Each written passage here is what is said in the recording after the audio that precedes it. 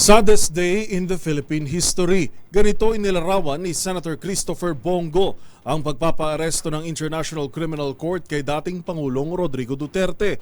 Gayong ginawa lang naman daw ito nito ang lahat ng kailangang gawin para protektahan ang bawat Pilipino.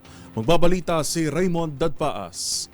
Naging emosyonal si Senador Christopher Bongo sa nangyaring pag-aresto kay dating Pangulong Rodrigo Duterte at dinala sa The Hague, the Netherlands. Tinawag ni Go ang araw bilang saddest day in Philippine history. Nakalulungkot umanong tingnan na arestuin ng dating Pangulo na walang ginawa kundi magserbisyo sa bayan. Sa panahon na siya ang Pangulo ay walang ibang ginawa ito kundi protektahan ang lahat ng mga Pilipino. This is the saddest day in Philippine history.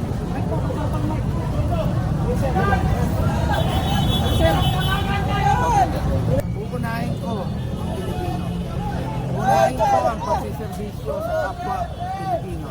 Dahil pag-alis na lang po, nasasaktan ako, nalulungkot po ako sa isang tatay natin, si Tatay Digong, na ginawa niya ang kanyang trabaho para sa Pilipino, para sa mga anak natin. Una nito ay kinwestiyon ni Go ang warrant of arrest ng International Criminal Court o ICC dahil labag umano ito sa ating saligang batas. Hindi dapat manghimasok ang ICC sa domestic affairs ng bansa dahil gumagana ang ating mga local courts at hindi na tayo miyembro ng ICC. Nanawagan itong sana'y pangalagaan ang kalusugan ng dating Pangulo na magdiriwang ng kanyang ika-80 kaarawan sa March 28.